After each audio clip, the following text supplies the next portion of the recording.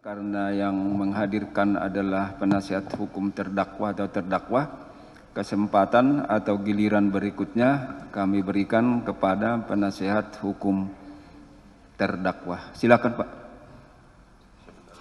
Oke. Yang pertama kepada Profesor Pak Elwidana, kalau seseorang menguasai menyimpan narkoba yang bukan penyidik, berarti pada menit pertama dia menyimpan sudah kena pasal 112, benar? Menit pertama dia simpan, dia udah kena 112. Sedangkan kalau penyidik, menit pertama dia simpan itu narkoba, itu tidak melanggar hukum karena kewenangan dia berdasarkan kewenangan dia sebagai penyidik, begitu? Betul. Terkait dengan kewenangan dia sebagai penyidik, seperti tadi Pak Jamin menjelaskan, ya, itu ada delicta propria namanya.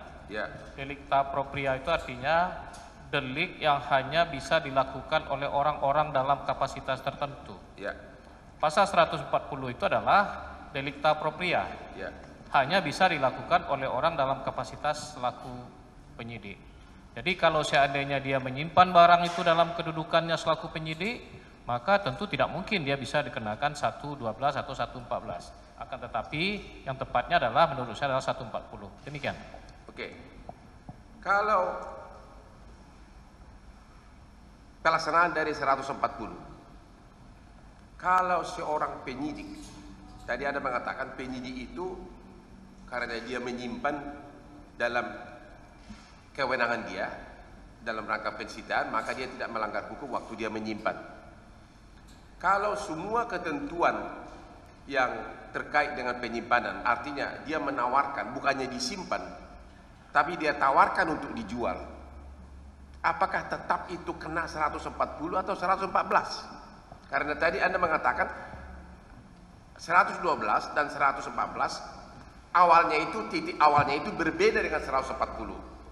112 dan 114 titik awalnya itu dari menit pertama dia menguasai narkoba tersebut melawan hukum.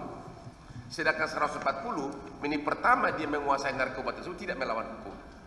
Pertanyaan saya, kalau terjadi pelanggaran 140, yaitu dia bukannya menyimpan penyidik tersebut, tapi menawarkan untuk dijual, bukankah itu masih termasuk delik dalam 140 karena itu melanggar perintah ke dia? Baik, mohon izin yang mulia. Silakan. Dapat saya jelaskan bahwa untuk bisa diterapkannya ketentuan pasal 140 itu, karena tadi dibacakan bahwa pasal 140 itu menunjuk beberapa pasal yang ada dalam Undang-Undang Narkotika, itu diantaranya pasal 88, pasal 89, pasal 91, dan pasal 92. Selama larangan-larangan yang dilarang atau perbuatan-perbuatan yang ditentukan dalam beberapa pasal yang saya sebutkan terakhir itu, maka saya kira yang dipakai adalah 140. Contoh, dia menurut pasal, misalnya dia menurut pasal 88 atau 89, dia wajib menyimpan, ya. Penyidik tersebut wajib menyimpan, ya, narkoba tersebut wajib menyimpan, ya. Tapi dia tidak menyimpan, dia malah tawarkan untuk dijual, ya. Bukankah itu termasuk pelanggaran pasal 89 sehingga kena 140? Saya kira kalau subjeknya di situ adalah penyidik, ya, dia akan bertanggung jawab terhadap barang yang disitanya. Bahkan di dalam Undang-Undang Narkotika itu sendiri diperintahkan kepada penyidik itu untuk mengamankan barang yang ada di tangannya. Nah, pada ketika dia tidak melakukan usaha untuk mengamankan barang-barang itu, berarti dia melakukan perbuatan melawan hukum. 140. Jadi semua perbuatan melawan hukum yang dilakukan oleh si penyidik terhadap narkoba tersebut, melanggar aturan penyimpanan, malah dibawa, disimpan, malah dikasih ke orang lain, ditawarkan untuk dijual. Dan Anda tadi mengatakan itu adalah delik jabatan, ya. Namanya delik propria, ya, delik propria, ya. Anda mengatakan tetap yang dikenakan adalah 140, ditambah lagi dengan faktor latar belakang. Pasal 112 maupun 114 itu adalah terhadap orang yang sejak menit pertama dia menguasai narkoba tersebut memang dia melanggar hukum karena dia bukan penyidik, dia misalnya orang swasta. Sedangkan penyidik dari awal memang dia berhak. Jadi dua background yang berbeda tidak mungkin diterapkan pasal yang sama.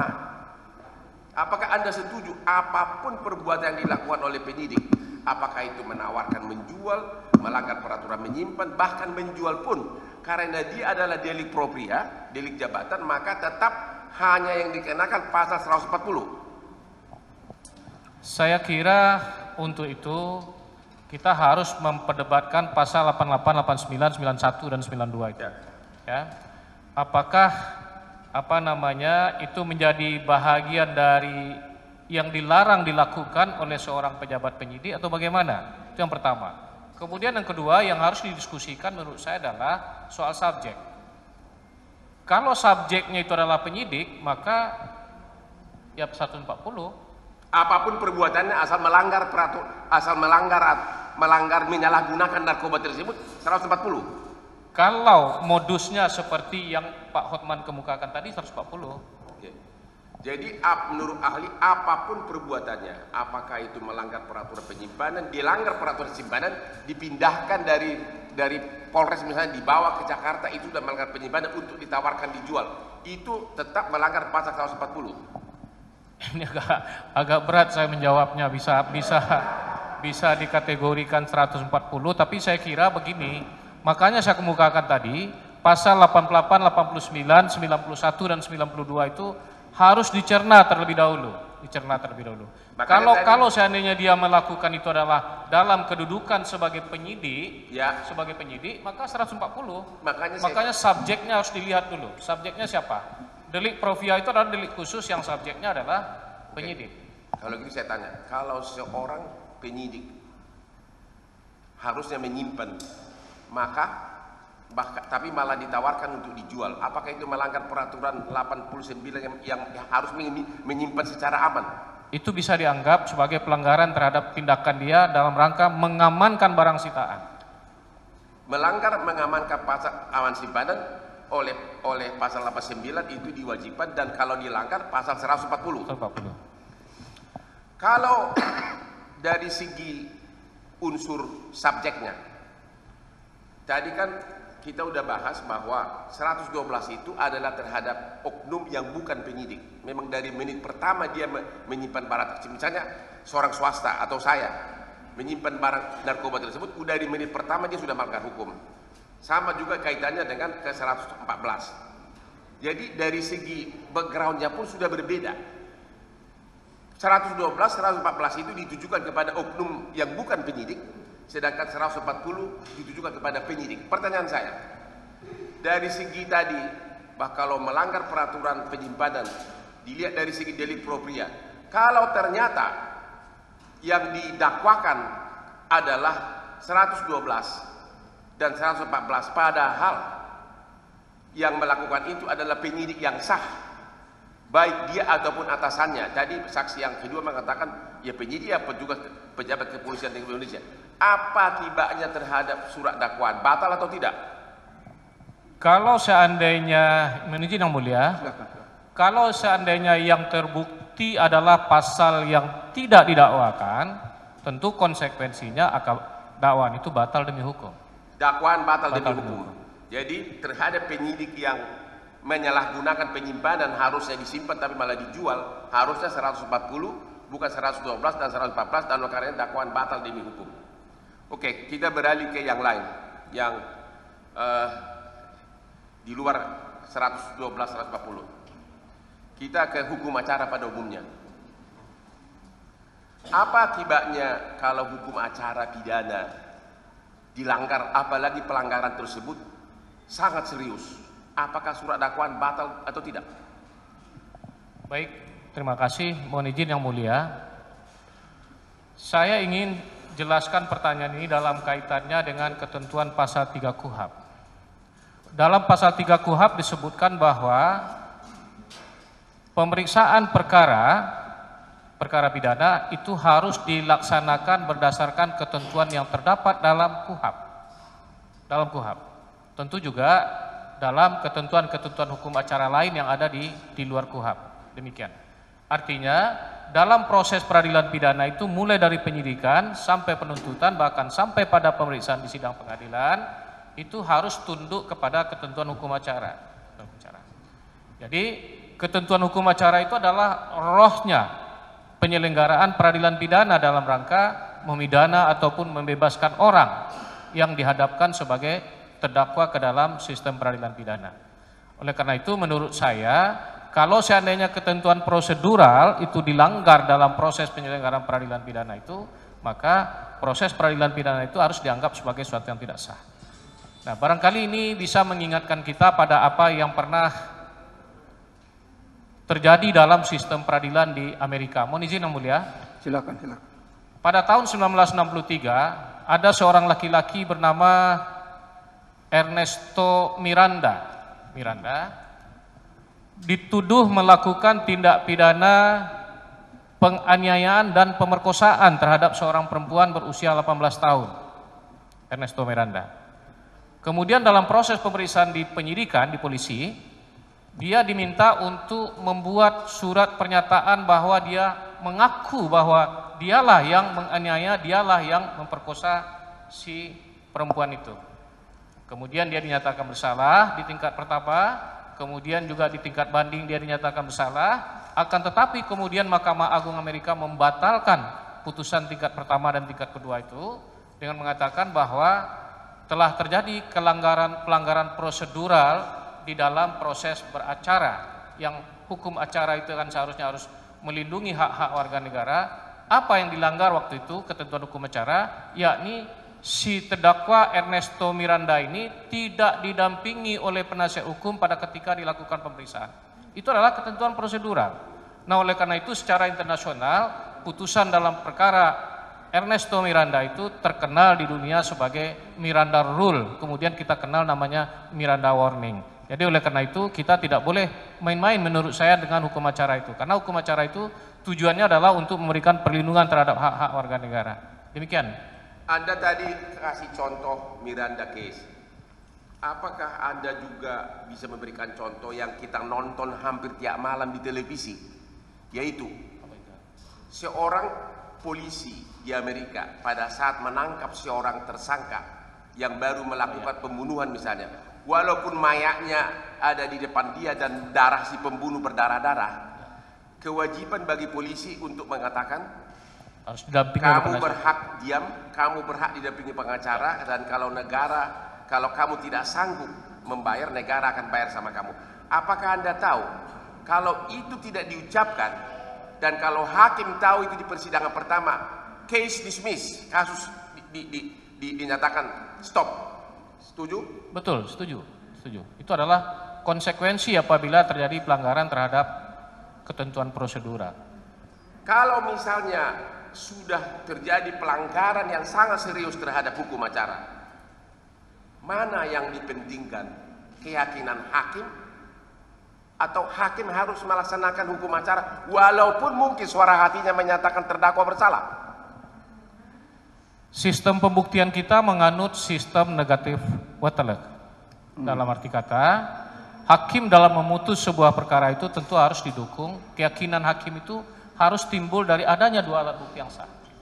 Dari dua alat bukti yang sah. Kalau seandainya alat buktinya tidak sah, tentu hakim tidak akan bisa membuat putusan, tidak akan bisa timbul keyakinan pada hakim itu. Jadi oleh karena itu, berdasarkan alat bukti yang tidak sah, maka hakim tidak bisa memperoleh keyakinan untuk itu. Karena itu perintah undang-undang, wajib. Oke. Saya kasih contoh. Seorang jenderal kirim WA ke Kapolresnya untuk mencuri mayat dari kuburan. Pada saat pencurian penggalian tersebut ada 7 orang saksi menyaksikan. Tapi pada saat di BAP, satu pun saksi ini tidak dipanggil oleh penyidik. Apakah ini termasuk pelanggaran penyidikan sehingga kena pasal 143 KUHP, penyidikan tidak lengkap dan sebagainya? Apakah saksi dalam Saksi ilustrasi material, saksi yang sangat penting dalam dugaan tindak pidana tersebut tidak pernah dipanggil sebagai saksi. seharusnya saksi itu memang harus dipanggil karena dia yang tahu persis peristiwa materialnya, perbuatan materialnya. Dan kalau tidak dipanggil saksi yang sangat material, apakah benar dakwaan batal demi hukum? Saya kira demikian, berarti dakwaannya tidak lengkap. Karena dakwaan itu harus jelas, lengkap. Tadi majelis hakim kasih contoh tadi tentang narkoba, ya. Kalau misalnya pada waktu pemusnahan nyata-nyata ada beberapa pejabat yang menyaksikan bahkan menandatangani, tapi entah kenapa tidak satu pun dipanggil sebagai saksi. Dan tentu terdakwa ini nggak mungkin memanggil mereka sebagai saksi yang meringankan, karena saksi yang menandatangani itu ketua pengadilan, kepala kejaksaan. Apakah itu pelanggaran serius? Satu pun yang menyaksikan pemusnahan tersebut tidak dipanggil sebagai saksi oleh penyidik di kasus. Ya, saya kira pemusnahan itu kan ada berita acaranya. Berita acara pemusnahan itu ditandatangani oleh mereka yang menyaksikan pemusnahan barang bukti itu. Jadi siogianya mereka tahu dong bahwa yang dimusnahkan itu apa gitu. Karena mereka sudah menandatangani, berarti mereka terikat pada apa yang mereka tandatangani, apa yang mereka saksikan. Oleh karena itu, siogianya yang bersangkutan diminta keterangan sebagai saksi. Sekalipun umpamanya tidak bisa dihadirkan di sidang pengadilan, paling tidak keterangannya sebagai saksi, keterangan tertulis juga bisa diminta di bawah sumpah. Itu baru soal pemusnahan. Ada satu lagi.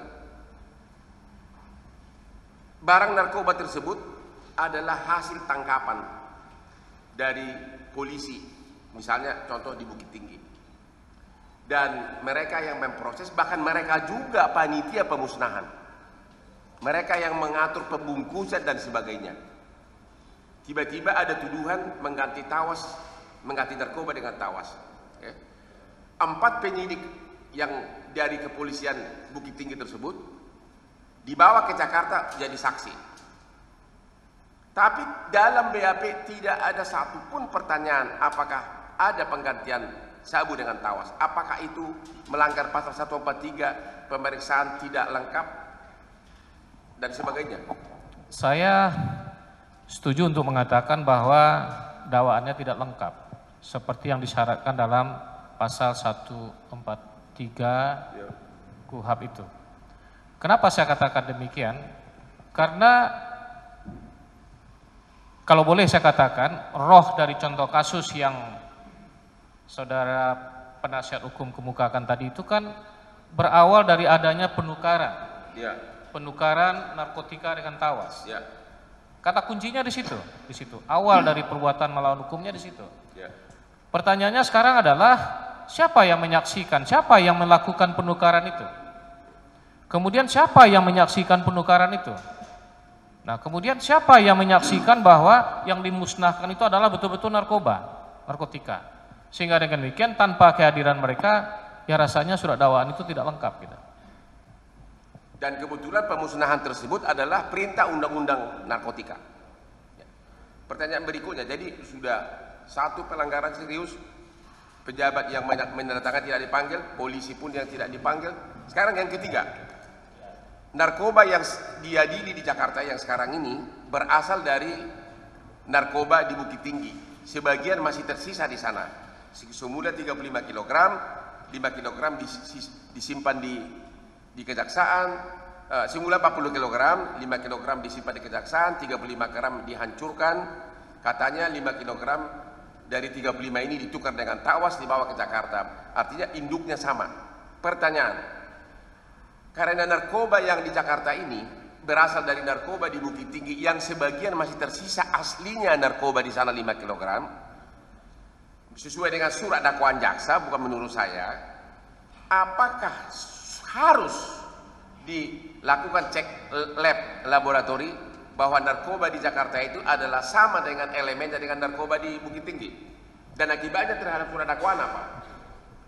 Mohon izin yang mulia, saya tidak menjawab pertanyaan itu karena itu agak bersifat teknis. Karena saya tidak menguasai apakah memang harus diuji laboratorium atau bagaimana gitu. Tapi secara logik, kalau seandainya persyaratannya harus diuji secara laboratorium, apakah barang bukti yang ditemukan di Jakarta itu adalah merupakan bahagian dari barang bukti yang ada di Bukit Tinggi, tentu seyogianya memang harus diperiksa di laboratorium. Apakah memang barang itu? Oke, anggap yang dua pertama Bapak mengatakan pelanggaran, yang ketiga tidak ragu-ragu. Oke. Sekarang yang keempat, yang ini yang paling fatal. Anda pernah membaca pasal 5 dan pasal 6 Undang-Undang ITE? Pernah. Di pasal 5 ayat 2 disebutkan, dan juga sudah diperintahkan oleh Jaksa Agung Muda Tindak Pidana Umum, bahwa Undang-Undang ITE ini adalah perluasan dari hukum acara kalau buktinya adalah informasi elektronik, yang maksudnya bahwa Undang-Undang ITE ini adalah perluasan dari KUHP dalam hal buktinya adalah Undang-Undang ITE. Dalam hal buktinya adalah informasi elektronik. Yang saya tanyakan, di dalam pasal 5 ayat 2 tersebut dan pasal 6 diatur bahwa informasi elektronik hanya menjadi alat bukti yang sah kalau dilakukan prosedur pembuktiannya sesuai dengan Undang-Undang ITE pasal 5 dan 6. Anda setuju dengan itu? Setuju. Saya diuraikan? Yang pertama saya mohon izin membaca pasal 5 yang mulia. Baik, silakan. Dalam pasal 5 ayat 1 disebutkan bahwa informasi elektronik dan atau dokumen elektronik dan atau hasil cetakannya merupakan alat bukti hukum yang sah. Itu yang pertama. Kemudian dalam ayat kedua disebutkan informasi elektronik dan atau dokumen elektronik dan atau hasil cetaknya sebagaimana dimaksud pada ayat 1 merupakan perluasan dari alat bukti yang sah sesuai dengan hukum acara yang berlaku di Indonesia. Nah, terkait dengan konteks pasal 5 ayat 1 dan ayat 2 ini, yang harus kita pahami adalah di sini terkandung adanya perluasan alat bukti. Kalau boleh kita membandingkan karena dalam kasus ini yang diproseskan adalah tindak pidana narkotika. Ya. Dalam tindak pidana narkotika juga dikenal alat bukti elektronik, seperti dirumuskan dalam ketentuan pasal 86 Ya. Undang-Undang Narkotika.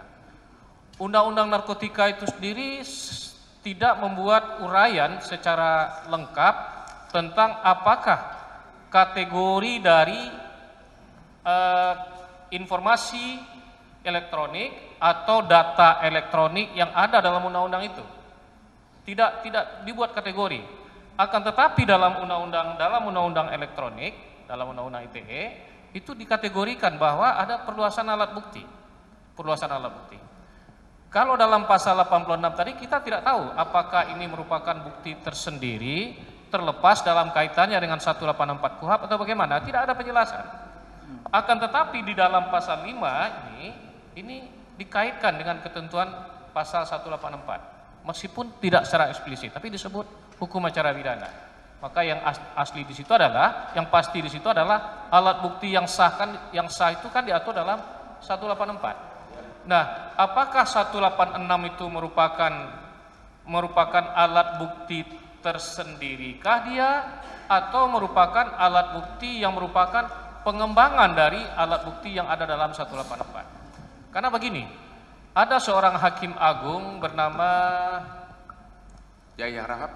Bukan, Dr. Edi Arni, hakim agung masih jadi hakim agung sekarang, menulis sebuah disertasi. Kemudian disertasinya itu dijadikan sebagai sebuah buku. Bukunya itu berjudul Alat Bukti Elektronik dalam Praktik Persidangan di Indonesia. Dia menyebutkan pengertian perluasan alat bukti yang sah itu ada dua pengertiannya. Yang pertama artinya adalah alat bukti yang disebutkan dalam undang-undang khusus itu adalah alat bukti tersendiri dalam arti kata menambah rumusan alat bukti yang sah seperti dalam 184. Sehingga dengan demikian kalau itu dipahami berarti alat bukti yang sah dalam hukum acara pidana Indonesia itu menjadi 6 dia. Keterangan saksi, keterangan ahli, kemudian bukti surat, petunjuk, keterangan terdakwa dan bukti elektronik. Itu arti yang pertama. Kemudian arti yang kedua, ya menurut Edi Armi, alat bukti elektronik atau informasi elektronik dan atau data serta barang cetakan elektronik itu adalah merupakan perluasan atau pengembangan lebih lanjut dari alat bukti yang ada dalam 184. Kalau seandainya informasi elektronik atau data elektronik itu kemudian dicetak, mencetaknya itu pun tentu harus ada prosedurnya secara digital forensik. Nah, kalau dia menjadi barang cetakan, maka dia sama dengan alat bukti surat, sehingga kekuatan pembuktiannya sama dengan bukti surat. Begitu kata Pak Edi Armi. Jadi sehingga dengan demikian, saya ingin katakan bahwa pasal 5 dan pasal 6 Undang-Undang ITE itu mengatur secara lebih eksplisit bila dibandingkan dengan apa yang diatur dalam pasal 86 Undang-Undang Narkotika. Demikian Pak Nasir Hukum. Apakah ini sama dengan tulisan dari Dr. Surya Prahara SHMH, namanya Prahara lagi, Dr. Surya Prahara SHMH, yang berjudul Pembuktian Elektronik dan Digital Forensik di Indonesia. Di halaman 94 dia menyatakan di sini bahwa dia mengutip pendapat Yahya Harahap, bahwa menurut Yahya Harahap pada awalnya alat bukti elektronik tidak termasuk sebagai alat bukti berdasarkan pasal 184 ayat 1 KUHP. Itu menurut Yahya Harahap. Tapi kemudian dengan berkembangnya undang-undang elektronik dan di dalam undang-undang elektronik diperluas. Kan di pasal 5 itu kan disebutkan diperluas hukum acaranya. Artinya KUHP-nya diperluas. Artinya 184-nya diperluas. Disebutkan bahwa alat bukti elektronik sudah termasuk sah asalkan dilakukan sesuai dengan pasal 6, yaitu keutuhan, pasal 15 dan pasal 16. Itu Anda setuju? Saya setuju. Bahkan nama penulis yang saudara sebutkan itu, Surya Prahara, adalah bimbingan saya promotornya pada ketika menulis disertasi di Universitas Dallas. Oh begitu? Ya. Hebat banget Dallas. Pertanyaan saya berikutnya. Kalau memang Undang-Undang ITE pasal 5 dan pasal 6 sudah memperluas KUHP, sudah memperluas hukum acara, memperluas pengertian 184 tentang jenis-jenis alat bukti. Kemudian di dalam pasal 6 disyaratkan adanya keutuhan, yaitu dengan praktek diakui harus ada digital forensik. Pertanyaan, kalau alat bukti elektronik tersebut tidak pernah diforensik dan kemudian yang ditanyakan kepada saksi di BAP bukanlah hasil digital forensik, tapi hasil screenshot manual tangan begini, bahkan jari penyidik kelihatan. Apakah itu alat bukti yang sah? Baik, mohon izin menjawab yang mulia. Sepanjang pemahaman saya dalam membaca Undang-Undang ITE, bahwa keabsahan alat bukti elektronik itu harus melalui proses apa yang disebut dengan ditampilkan, dijamin keutuhannya dan dipertanggungjawabkan. Dalam arti kata, otentiknya alat bukti elektronik itu hanya bisa dinilai berdasarkan hasil proses digital forensik. Oleh karena itu, kalau seandainya ada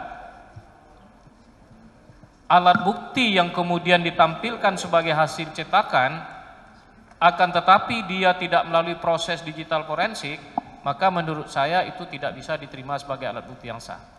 Kalau bukan sebagai alat bukti yang sah dipertunjukkan kepada saksi dan keterangan saksi didasarkan kepada alat bukti yang tidak sah tersebut, akibatnya apa? Apakah surat dakwaan batal? Maksudnya? Jadi surat dakwaan itu kan harus dibuat berdasarkan alat bukti yang sah. Jadi Anda mengatakan waktu alat bukti yang sah tersebut harus diforensik. Kalau terjadi tidak diforensik, jadi penyidik men-screenshot secara manual handphone tersebut dan hasil fotonya itu yang ditunjukkan kepada saksi pada waktu BAP dan dipenggal-penggal sepotong-sepotong. Tidak pernah ditunjukkan hasil forensik. Apakah BAP seperti tersebut cacat hukum atau tidak? Kalau sebuah BAP hanya didukung oleh alat bukti yang tidak sah, seperti yang penasihat hukum kemukakan itu, maka saya kira surat dakwaannya batal demi hukum. Surat dakwaannya batal demi hukum. Sesuai dengan 143 ayat 2 huruf B. Ya, surat dakwaan itu berisi uraian secara cermat, jelas dan lengkap mengenai tindak pidana yang didakwakan. Ya. Berarti itu tidak lengkap. Kalau tidak lengkap, salah satu ketentuan berikutnya menyebutkan, maka surat dakwaan itu batal demi hukum. Jadi tolong dikonfirmasi, di samping pasal 6, tadi kan pasal 5, pasal 6, dikuatkan lagi di pasal 15, khususnya pasal 16 Undang-Undang ITE. Disebutkan harus dapat menampilkan informasi elektronik, dokumen elektronik secara utuh sesuai dengan masa retensi yang ditetapkan oleh perundang-undangan. Harus utuh, berulang-ulang disebutkan harus tampilkan secara utuh. Artinya itulah yang disebutkan dengan forensik begitu. Betul. Jadi mohon izin yang mulia, saya ingin jelaskan terkait dengan dalam kaitannya dengan pelanggaran terhadap undang-undang narkotika, kita harus bersama-sama memahami terlebih dahulu ketentuan pasal 73 undang-undang narkotika. Undang-undang ini, ketentuan pasal 73 ini dapat dijadikan sebagai jembatan untuk menghubungkan undang-undang narkotika ini dengan berbagai perundang-undangan lainnya, termasuk dengan undang-undang ITE. Apa bunyi pasal 73 itu? Penyidikan, penuntutan dan pemeriksaan di sidang pengadilan terhadap penyalahgunaan dan peredaran gelap narkotika dan prekursor narkotika dilakukan berdasarkan peraturan perundang-undangan kecuali ditentukan lain dalam undang-undang ini. Itu artinya bahwa penyidikan, penuntutan dan pemeriksaan perkara tindak pidana narkotika itu harus dilaksanakan berdasarkan peraturan perundang-undangan. Selama undang-undang narkotika tidak mengatur sendiri, maka segala peraturan perundang-undangan yang diperlukan untuk proses pembuktian sebuah perkara itu menjadi relevan. Sehingga dengan demikian saya menamakan pasal 73 itu sebagai pasal jembatan yang menghubungkan antara undang-undang narkotika dengan undang-undang ITE. Sehingga dengan demikian pasal 15, pasal 16 yang tadi saudara penasihat hukum kemukakan, saya kira itu berlaku untuk perkara tindak pidana narkotika. Oke. Berkaitan dengan ini, ada saksi ahli yang diajukan JPU menyatakan bahwa undang-undang narkotika itu lex spesialis terhadap undang-undang ITE, khususnya dihubungkan dengan pasal 86. Pertanyaan saya, di pasal 86 undang-undang narkotika hanya disebutkan salah satu bukti pelanggaran narkotika itu adalah alat bukti elektronik. Tidak diatur mengenai cara menampilkan, cara mengambil bukti elektronik, tidak diatur.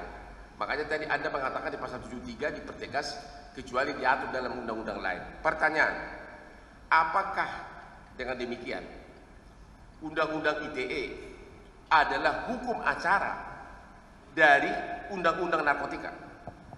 Sepanjang tidak diatur secara eksplisit di dalam undang-undang narkotika, maka ketentuan yang berkaitan dengan alat bukti elektronik di dalam undang-undang ITE berlaku untuk proses perkara narkotika. Jadi, apakah salah pendapat yang menyatakan undang-undang ITE adalah undang-undang narkotika adalah lex spesialis terhadap undang-undang ITE?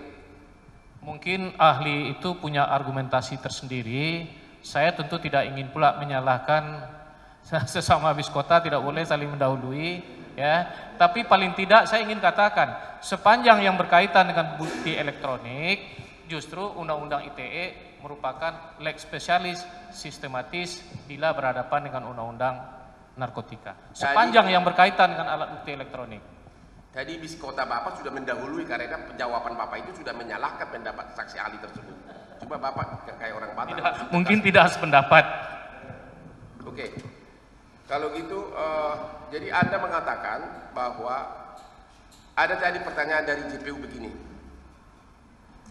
Tadi yang terakhir, ini kan handphone.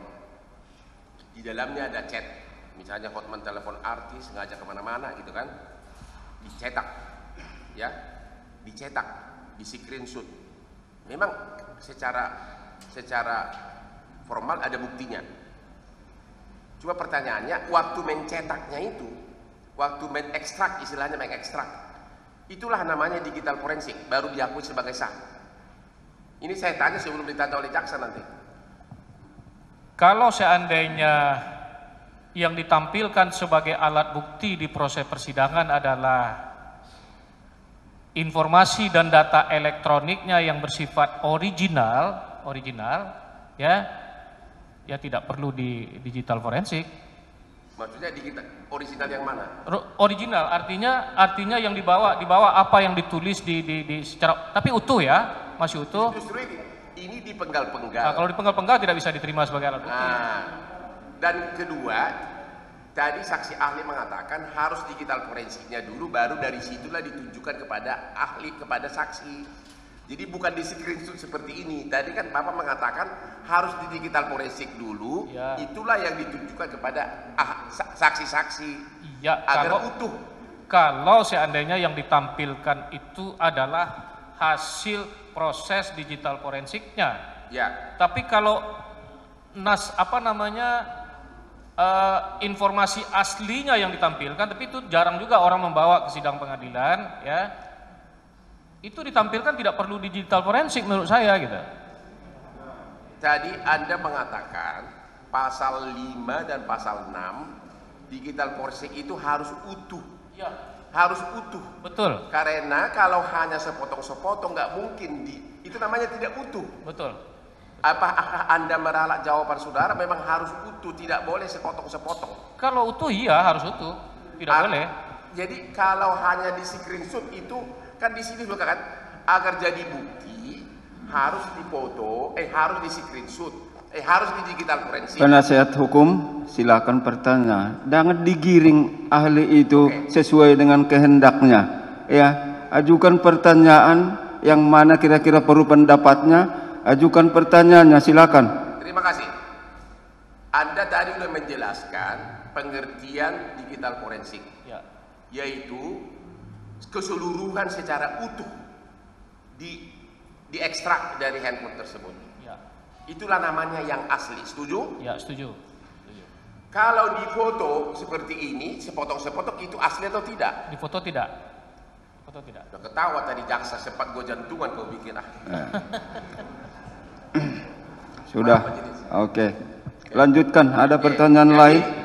Jadi sekali lagi untuk jawaban Anda, chatting yang difoto, ya, yang difoto seperti itu melanggar pasal 5 dan pasal 6 Undang-Undang ITE karena tidak secara utuh ditampilkan, begitu? Betul, melanggar. Jadi itu artinya juga kalau hasil cetakan itu yang dijadikan sebagai alat bukti itu harus melalui proses digital forensik. Hanya jangan ketawa dulu. Oke, cukup. Belum. Nah, silakan kalau masih ada yang lain. Untuk juga nanti jangan dipelesaikan oleh jaksa. Ada 2 jenis BAP dalam perkara ini. Satu BAP dari saksi-saksi fakta yang adalah ditanyakan dia screenshot tadi yang kita bilang itu tidak sah karena ini bukan forensik. Itu tadi Bapak mengatakan itu melanggar Undang-Undang ITE. Ada satu lagi BAP dari ahli forensik tersebut. Ya, jadi ada 2 jenis BAP, ya. Yang saya tanyakan tadi itu adalah BAP dari saksi fakta yang sumbernya adalah screenshot dari foto dengan manual tangan begini. Okay. Pertanyaan saya berikutnya, pelaksanaan dari pasal 1843 ayat 4, yaitu terdakwa atau kuasa hukumnya harus bisa melihat semua lampiran dokumen berkas perkara. Turunannya. Dalam kasus ini, penyidik mengatakan telah dilakukan forensik, digital forensik. Itu dimasukkan dalam soft copy DVD secara utuh, tapi tidak dilampirkan dalam berkas perkara dan kita tidak bisa melihat. Apakah itu melanggar pasal 143 ayat 4 dan akibatnya apa terhadap surat dakwaan? Kalau pasal 183 ya, ayat 4 itu terkait dengan pelimpahan perkara ke pengadilan, ya. Ayat 2-nya itu seperti saya jelaskan tadi, dakwaan itu harus membuat uraian secara cermat, jelas dan lengkap mengenai tindak pidana dan seterusnya. Ya. Nah, itu di dalam ayat 4-nya, turunan dan pelimpahan perkara serta surat dakwaan itu harus disampaikan kepada tersangka atau kuasanya. Kalau tidak, kalau seandainya yang disampaikan itu adalah surat dakwaan atau perintahan yang surat dakwaan yang tidak lengkap, maka itu berkonsekuensi terhadap terhadap ketentuan pasal 143 ayat 3-nya. Karena yang dinyatakan batal demi hukum itu adalah surat dakwaan. ya. Kalau surat dakwaannya dinyatakan batal demi hukum, surat dakwaan yang batal demi hukum itu yang diserahkan kepada penasihat hukum, maka saya kira tentu akibatnya juga surat dakwaan itu tidak sah. Ayat 4 gimana penafsirannya? Turunan surat pelimpahan berkas perkara, pelimpahan perkara beserta surat dakwaan disampaikan kepada tersangka atau kuasanya atau penasihat hukumnya dan penyidik pada saat yang bersamaan dengan penyampaian surat pelimpahan perkara tersebut ke pengadilan negeri. Artinya berkas perkara itu sengaja dikasih, dilimpahkan tidak lengkap, dan sampai hari ini pun kita kuasa terdakwa tidak bisa melihat. Apakah itu melanggar ayat 4? Melanggar ayat 4, iya. Akibatnya terhadap surat dakwaan apa? Kalau di sini tidak ditentukan apa akibatnya terhadap surat dakwaan. Menurut Bapak sebagai profesor? Enggak, ini karena begini, yang dakwaan yang batal demi hukum itu kan hanya kaitannya dengan ketentuan pasal 143 ayat 2. Kalau seandainya surat dakwaan yang diserahkan kepada penasihat hukum terhadap surat dakwaan yang tidak lengkap, itu artinya surat dakwaan itu tidak sah. Sehingga dengan demikian, pelimpahan dan penyerahan surat dakwaan kepada penasihat hukum juga harus dianggap tidak sah. Mutatis mutandis dianggap tidak sah. Artinya jaksa nggak usah ketawa dulu karena tetap menurut Anda surat dakwaan itu batal, cuma dasarnya ayat 3 begitu. Iya. 143 ayat 3. Iya. Oh begitu. Soalnya Pak Kajari ketawa dulu dari tadi. Rekan saya itu. Pertanyaan berikutnya apa ya, Bu? Saya sementara beralih dulu ke pertanyaan Saya mohon izin minum yang mulia. Ya. Baik, Sambil saya bertanya kepada Pak Jamin Ginting. silakan. Pak Jamin Ginting, mohon izin majelis. Baik, sebentar Pak. Kasih dulu dia minum karena panjangnya pertanyaan itu.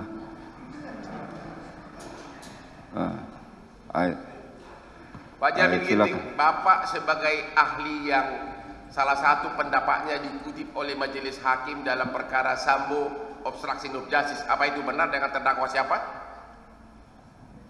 Saya nggak tahu, nggak perhatiin. Saya nggak perhatiin, tapi paling tidak saya menjadi salah satu ahli dalam kasus obstruction of justice.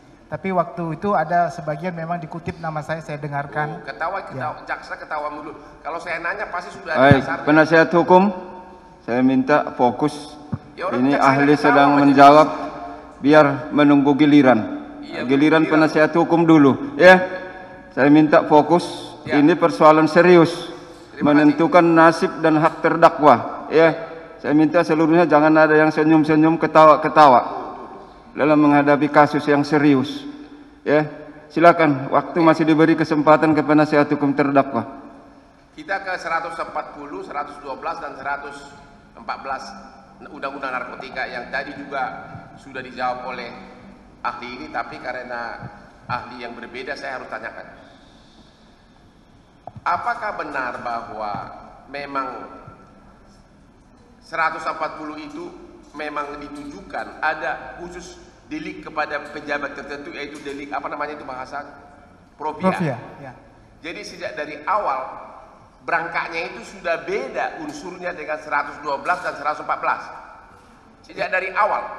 Ya, bukan hanya 114 dan 112, semua pasal terkait pemidanaan dia berbeda dengan pasal 140 karena tadi pasal delik profia itu memang beda ya. Kalau itu kan yang lain kan delik komuna. Komuna itu artinya semua bisa kena begitu. Tapi kalau ini profia khusus dikhususkan karena dulu ada delik abtener itu khusus untuk para pelaku tindak pidana korupsi contohnya begitu kan. Dan khusus kepada pelaku PNS atau penyelenggara negara. Nah, ini juga seperti itu, khusus buat para penyidik. Nah, penyidik ini dikenakan suatu pasal pemidanaan dari pasal administratif yang harusnya dilakukan tidak dilakukan. Begitu. Ada pertanyaan saya. Di pasal 140 tidak disebutkan mengenai pelanggaran administratif. Siapa yang melanggar pasal-pasal dikenakan pidana. Tidak disebutkan administratif. Melanggar peraturan penyimpanan, melanggar peraturan penyisihan.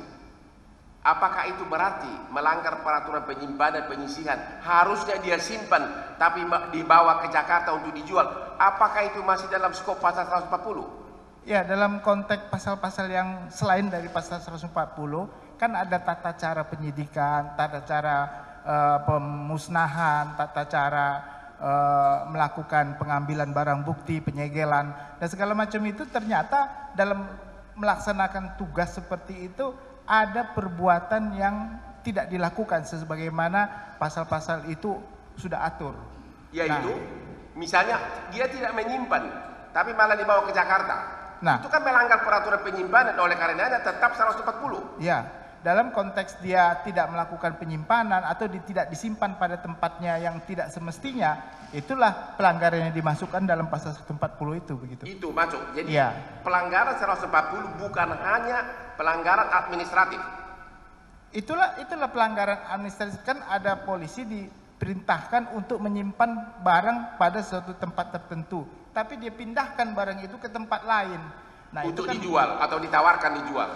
Nah, kalau untuk dijual tentu itu ada suatu prosedur yang harus diteliti lebih lanjut. Apakah penjualan itu adalah suatu perbuatan pidana yang dapat dikatakan pasal 114 karena jabatan dia, atau karena itu pelanggaran administratif yang dilanggar begitu. Itu yang harus ditentukan. Kalau saya nggak bisa menentukan hal itu sebagai suatu perbuatan etik yang harus dilanggar atau tidak begitu. Jadi menurut Anda, sekali lagi, kalau seorang penyidik yang sejak awal dia sah menyimpan barang bukti tersebut, bukan seperti pasal 112 dan 114 yang dari awal memang dari menit pertama dia tidak berhak menyimpan barang tersebut. Di dalam pasal 140 menunjuk pada pasal-pasal, intinya barang siapa melanggar peraturan penyimpanan harusnya disimpan tapi malah dibawa kabur ke Jakarta. Apakah menurut Anda tetap 140 tetap bisa kena terhadap penyidik tersebut? Ya, itu berarti dia menyalahi tempat penyimpanan yang seharusnya dia simpan. Jadi pertanyaannya, kalau begitu tetap menurut Anda yang berlaku 140 bukan 112 atau 114? Ya, kalau dia sebagai penyidik ya harus masuk profil tadi, dia masuk dalam kategori pasal 140. Masuk 140. Ya. Kalau ternyata JPU salah mendakwa, dakwanya 112 dan 114. Bukan 140, apakah akibatnya dakwaan batal demi hukum?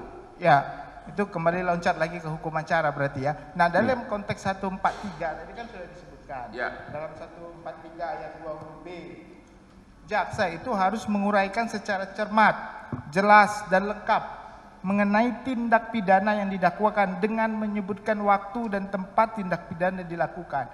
Jelas lengkap itu tentu terkait dengan pasal. Nah, kalau pasalnya nggak pernah didakwakan, ya tentu dakwaannya batal demi hukum, demikian. Maksudnya 140 tidak didakwa terhadap penyidik yang sah gitu? Tidak ada dalam surat dakwaan pasal tersebut. Padahal dalam pembuktian kan konteks hukum pidana kan kita ingin mencari kebenaran material. Ya. Dalam kebenaran material ini ditemukan ternyata pasal yang lebih tepat itu adalah pasal 140. Lalu jaksa tidak memasukkan pasal itu dalam surat dakwaan. Berarti dakwaan jaksa itu batal demi hukum karena tidak cermat dalam menetapkan pasal yang seharusnya dimasukkan. Demikian. Terima kasih.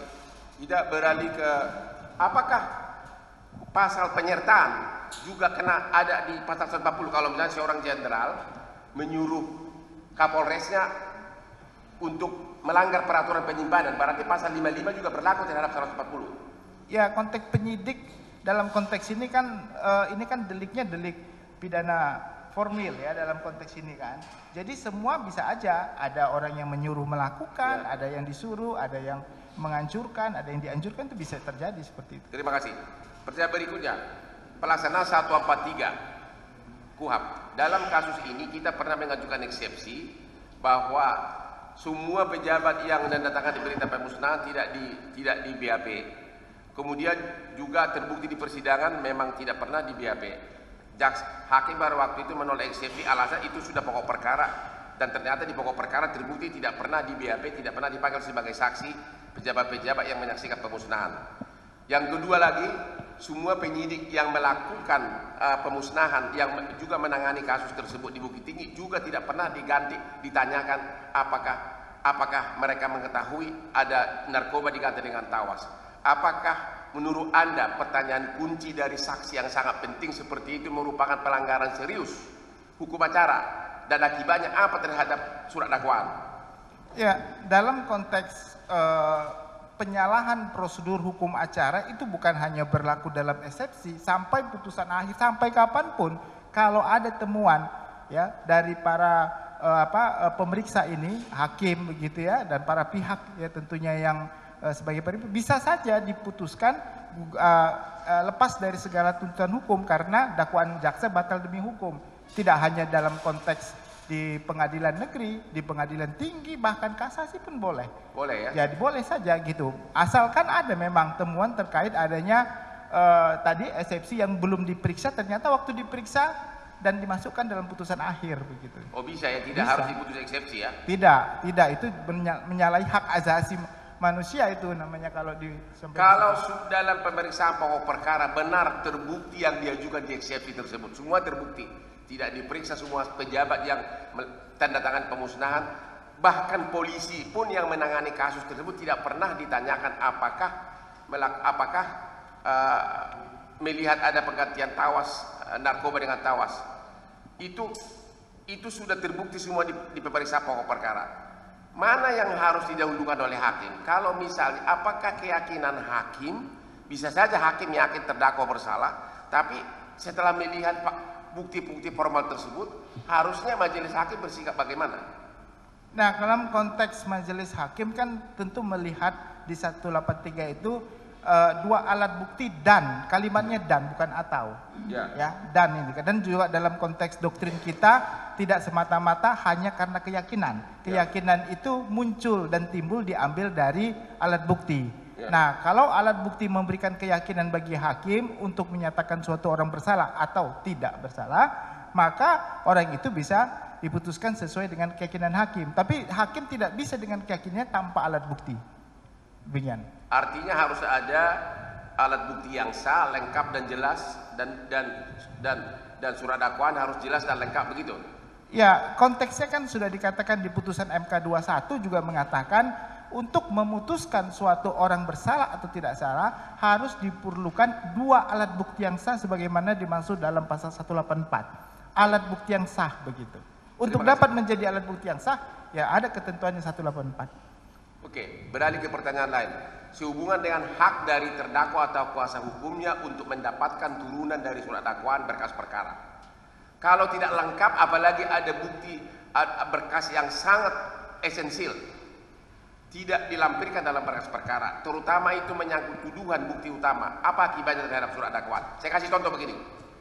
Sesuai dengan Undang-Undang ITE, itu sudah diforensik. Katanya diforensik.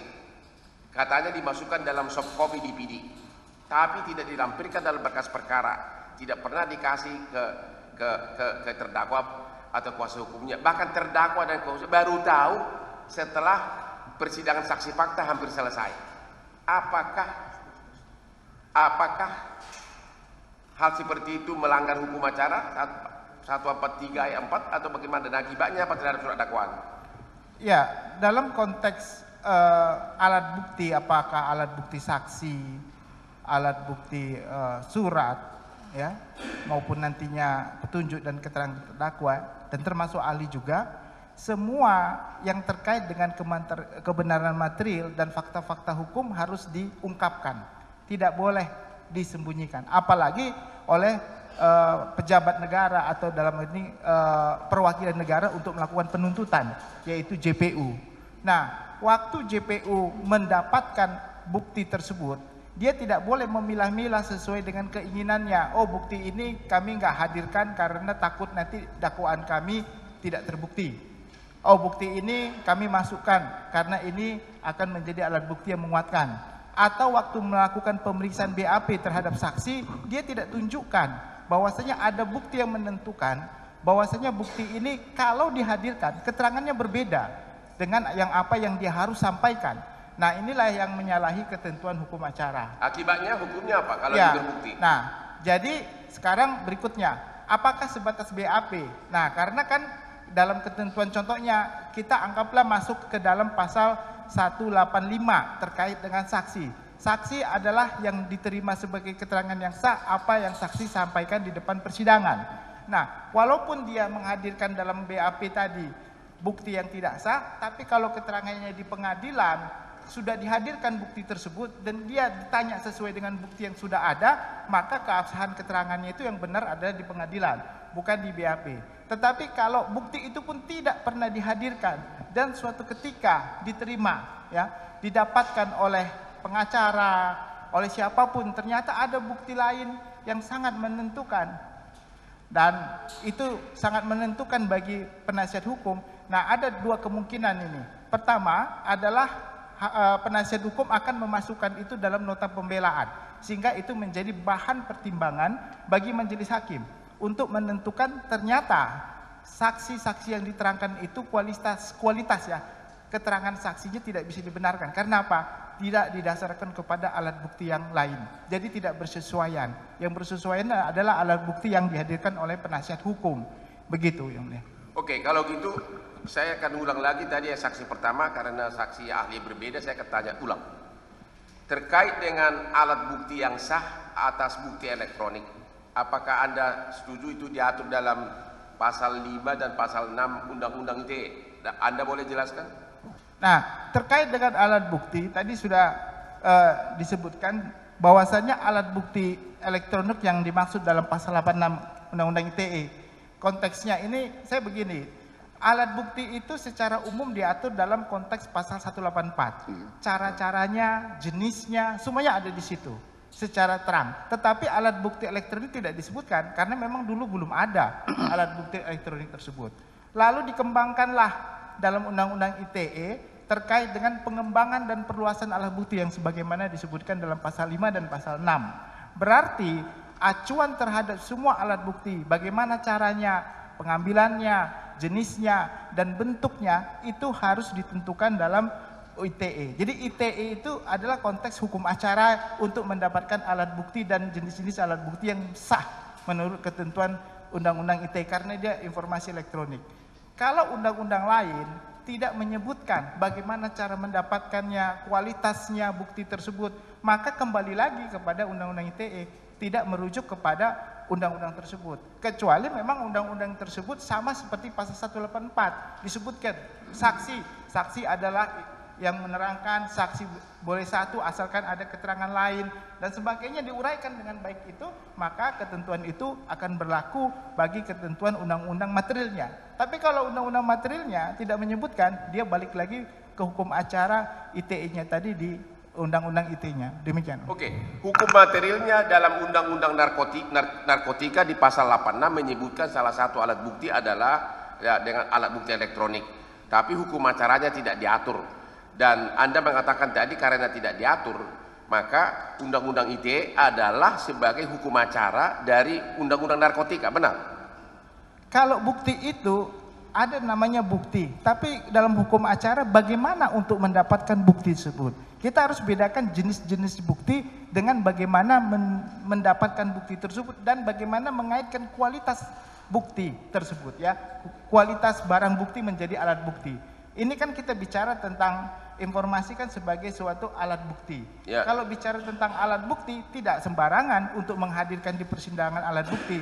Harus ada tata caranya, harus ada otentisitasnya, harus ada tata cara pengaturan supaya bukti itu dapat dinilai hakim sebagai suatu alat bukti yang sah, itu harus ditentukan. Artinya menurut Anda Undang-Undang ITE itu bukan Undang-Undang Narkotika bukan leg spesialis terhadap Undang-Undang ITE, malah saling mendukung. Ya, kalau Undang-Undang ITE tidak mengatur hal tersebut, lalu kalau Undang-Undang Narkotika tidak mengatur hal tersebut, lalu Undang-Undang ITE mengatur, maka ketentuan untuk menjadikan suatu alat bukti yang sah di persidangan harusnya menggunakan Undang-Undang ITE. Oke, beralih ke yang lain. Kalau terhadap semua saksi fakta diajukan bukti-bukti elektronik yang cara pengambilannya melanggar Undang-Undang ITE, melanggar Undang-Undang ITE, contoh, ini berulang-ulang membosankan tapi mau tidak mau harus ada 2 handphone disatukan begini, mana handphone satu lagi? Ya. Hanya dipoto begini, ya, dipoto, di screenshot. Itu pun hanya satu chat, dipenggal-penggal chat lain, ya. Itu yang ditanyakan dalam BAP. Apakah Anda pernah melihat chat ini? Hanya itu toh. Dan itu bukan hasil forensik.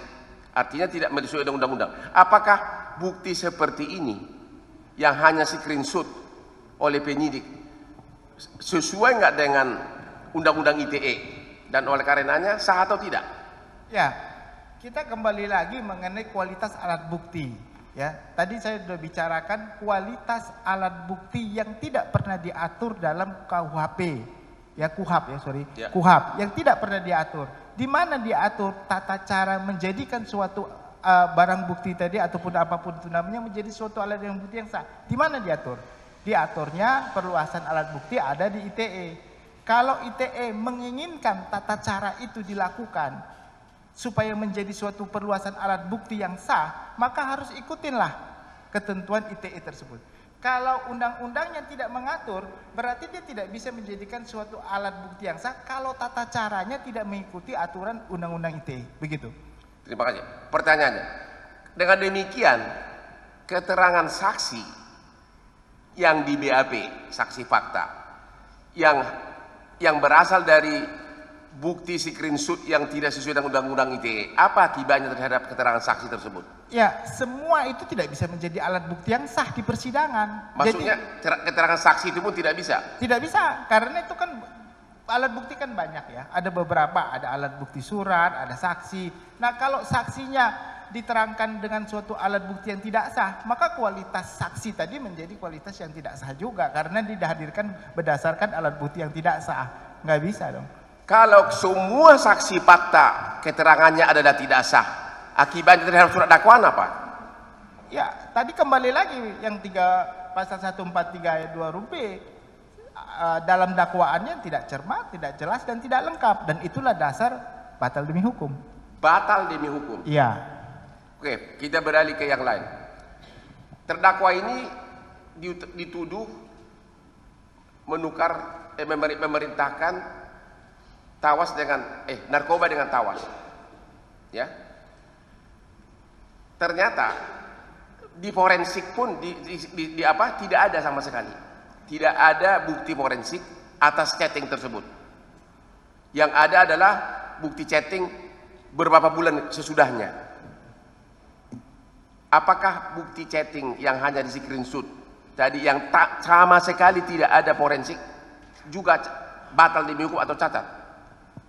Kembali lagi kita mencari kebenaran materi. Semua alat bukti itu adalah alat bukti yang utuh, demikian diatur dalam pasal 5 dan pasal 6 ITE kalau bicara tentang screenshot dan segala macam tadi itu ya. Nah, bagaimana cara menghadirkan alat bukti itu menjadi alat bukti perluasan yang bisa diterima oleh hakim? Ternyata dalam persidangan dihadirkan tidak sesuai tata cara pengambilannya. Samalah kita menyita, tidak izin hakim melakukan penyitaan, barangnya dihadirkan, ditanya hakim, mana ini surat perintah penyitaannya? Nggak ada majelis. Ya ditolak menjadi alat bukti yang sah dalam persidangan. Semua keterangan terkait dengan alat bukti itu dinyatakan tidak mempunyai kekuatan hukum. Nah, sama juga seperti ini.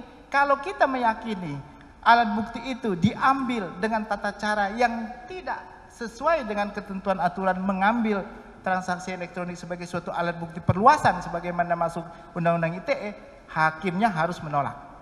Karena itu bukan sebagai suatu alat bukti yang sah. Terima kasih.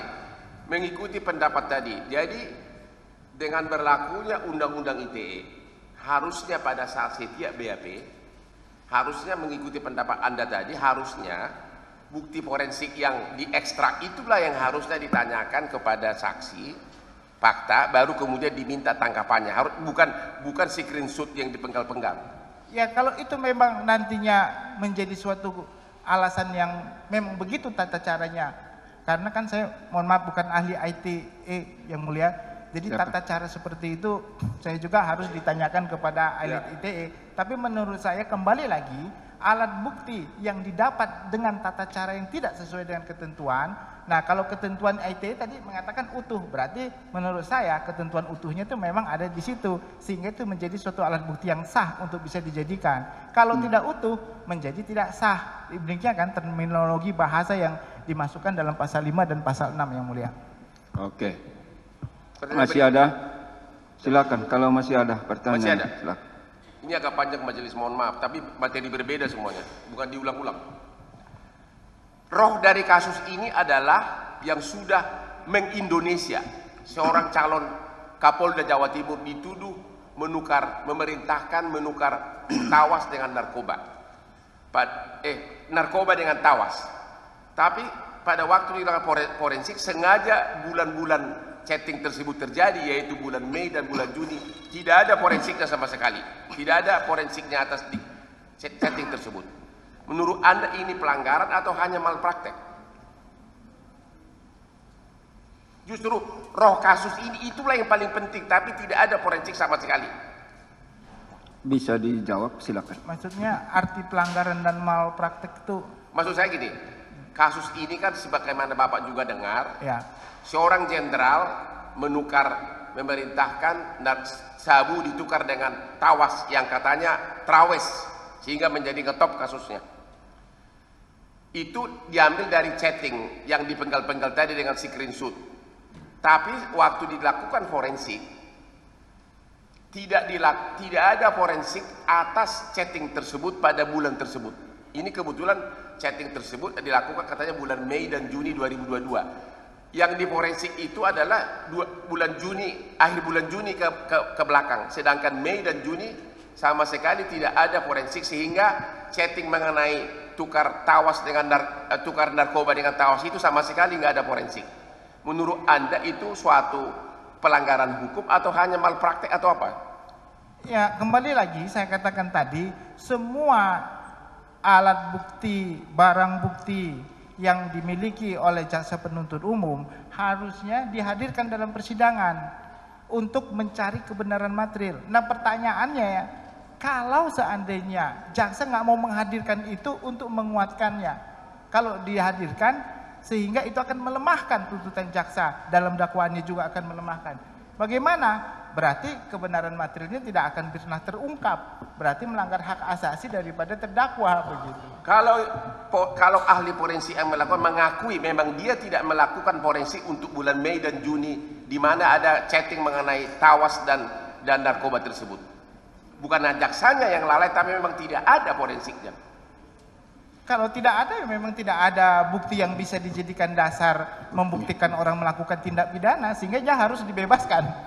Kalau nggak ada bukti secara chat, tapi itu kan bagian dari salah satu alat bukti. Mungkin ada alat bukti lagi nih. Terima kasih atas jawaban saudara.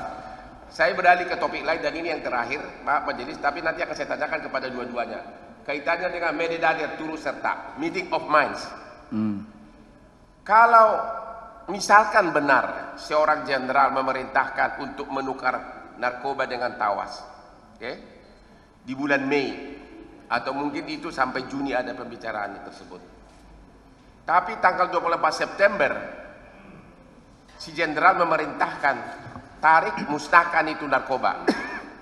Dan si Kapolres mengatakan, siap jenderal, kami laksanakan. Dan berulang-ulang ada jawaban, kami laksanakan. Dan sejak tanggal tersebut, Kapolres sudah tidak, Kapolda, si jenderal sudah tidak pernah lagi chatting, memberikan perintah lain. Pertanyaannya, kalau sudah ada perintah dari jenderal untuk musnahkan narkoba, tapi 1 bulan kemudian si Kapolres tetap menjual, apakah masih ada meeting of mind? Siapa yang bertanggung jawab secara pidana? Ya, dalam konteks Mededadir, pertama ada niat bersama-sama untuk melakukan suatu perbuatan pidana, lalu ada perbuatan fisik di antara mereka, lalu mereka bersama-sama berkeinginan untuk mewujudkan suatu perbuatan itu menjadi terlaksana. Ya.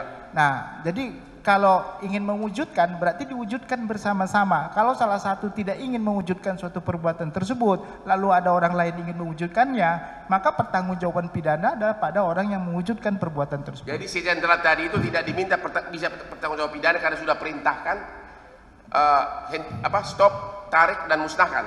Ya, dalam hal dia sudah memerintahkan untuk tarik dan musnahkan, berarti dia ada mencoba berusaha untuk tidak melaksanakan dan mewujudkan niat tersebut. Kalau dia tidak ingin mewujudkan niat tersebut, harusnya dibebaskan dari pertanggungjawaban pidananya, begitu. Oke, pertanyaan terakhir kepada Bapak, nanti ada satu lagi kepada beliau. Tadi si Kapolres tadi itu mengatakan, memang benar ada perintah musnahkan dan tarik. Tapi beberapa saat kemudian, beberapa minggu kemudian, saya diperintah untuk terus menjual. Dan bahkan saya kasih uang ke jenderal. Tapi tidak ada saksi yang mendengar. Bahkan si Kapolres tersebut menjadi terdakwa juga atau jadi saksi mahkota. Apakah satu saksi, peraturan satu saksi, bukan saksi masih berlaku di negeri ini? Ya, dalam konteks tidak ada orang lain selain daripada mereka yang kemudian mereka adalah bagian dari terdakwa. Memang ini yang menjadi problema karena di antara saksi mahkota tersebut saling menjatuhkan dan saling ingin menghancurkan sesama yang lain, begitu kan? Karena itu, tapi tidak ada larangan memang dalam ketentuan KUHP kita untuk menghadirkan saksi mahkota. Padahal itu adalah suatu teknik yang seharusnya digunakan dalam penyidikan dan penyelidikan, bukan di sidang pengadilan, begitu. Nah itu, kalau menurut saya tidak pantas dan tidak elok lah seorang saksi mahkota ingin menjatuhkan yang lain begitu di dalam persidangan dengan memberikan keterangan yang tidak benar. Walaupun mereka disumpah, tapi kan mereka sendiri sudah sebagai terdakwa, begitu kan. Itu konteksnya yang pertama. Yang kedua, terkait dengan apa tadi saya lupa lagi. Satu saksi bukan saksi. Oke. Satu saksi bukanlah saksi, memang dalam kita lihat Balang 1185, satu saksi bukanlah saksi. Jadi 1000 saksi, satu alat bukti saksi. Kalau tidak ada alat bukti saksi, minimum 2 alat bukti, satu saksi hanya bisa dibenarkan kalau alat bukti lain. Jadi kalau ada alat bukti lain yang bersesuaian, ya disesuai dengan ayat 6 ya, yang bersesuaian maka diantara itu bisa menjadi alat bukti yang sah, begitu. Apakah pernah mendengar putusan dari Mahkamah Agung, PK Mahkamah Agung, perkara terkenal, pengacara terkenal, putusan PK 78 PK Pitsus 2021 dengan terdakwa Lukas, di mana karena tidak diforensik dan alat buktinya juga tidak sah dan hanya satu saksi oleh majelis PK, terdakwa dibebaskan? Ya, jadi kalau tidak ada alat bukti dalam konteks ini, tidak ada bukti lain, maka itu tidak bisa dipidana. Sekalipun mungkin hakim yakin. Karena kembali lagi tadi dalam pasal 183 keyakinan hakim tidak bisa berdiri sendiri didasarkan kepada 2 alat bukti. Kalau gitu saya pindah dari saya terakhir kepada saksi pertama. Konsep terkait dengan mededader turut serta. Kalau seperti saya bilang tadi, pertama tidak ada forensik apapun di bulan Mei dan Juni mengenai perintah ganti narkoba dengan tawas. Yang ada tiba-tiba di bulan 24 September 2022 ada perintah dari jenderal kepada Kapolres musnahkan tarik narkoba. Apakah unsur meeting of minds, kesepakatan masih terpenuhi dan siapa yang bertanggung jawab pidana kalau sudah ada perintah musnahkan, jangan lanjutkan, dan si yang menerima perintah dengan jelas dan berjanji akan memenuhi perintah tersebut. Baik. Ya. Kalau duduk persoalannya seperti itu, maka kita harus kembali kepada esensi dari Medeplegen. Ya. Medeplegen itu. Ya. Karena Medeplegen itu ada 2 syarat minimal yang harus dipenuhi dalam suatu Medeplegen. Yang pertama adalah adanya kesadaran untuk bekerja sama. Kemudian yang kedua adanya kesadaran untuk mewujudkan tindak pidana. Nah, karena yang ditanyakan tadi terkait dengan kesadaran untuk bekerja sama, maka esensi dari Medeplegen itu adalah kerjasama. Ya. Kalau seandainya kemudian di tengah jalan ada yang menarik diri dari kerjasama, maka tentu dia harus dikeluarkan dari Medeplegen itu. Maka dia tidak bisa dianggap lagi sebagai telah turut serta dalam bukan turut serta, artinya telah turut serta di dalam tindak pidana yang bersangkutan. Artinya dia menarik diri. Jadi bebas dari tanggung jawab pidana. Iya. Ya. Oke. Pertanyaan berikutnya dan yang terakhir. Itu yang pertama. terkait dengan satu saksi bukan saksi. Memang tadi mengulang tadi yang seperti bilang tadi, kalau misalnya seorang yang diperintah tersebut mengatakan, memang benar saya diperintah tanggal 28 September 2022 untuk memusnahkan dan menarik. Tapi beberapa minggu kemudian dia bilang, saya pergi mengantarkan uang ke jenderal dan saya juga dapat perintah untuk melanjutkan penjualan. Tapi tidak ada saksi sama sekali mengenai penyerahan uang maupun perintah melanjutkan kejualan. Apakah kesaksian seperti itu sah atau tidak? Baik, tadi sudah disebut, berdasarkan ketentuan pasal 185 KUHP, keterangan seorang saksi saja tidak cukup untuk membuktikan bahwa terdakwa bersalah melakukan perbuatan yang didakwakan kepadanya. Ini dalam ilmu pengetahuan hukum pidana kita kenal dengan sebutan unus testis nullus testis. Satu saksi bukan saksi. Akan tetapi ada ketentuan berikutnya di dalam pasal 185 itu, ketentuan sebagaimana dimaksud satu saksi bukan saksi itu tidak berlaku apabila disertai dengan satu alat bukti lain yang sah, alat bukti sah lainnya.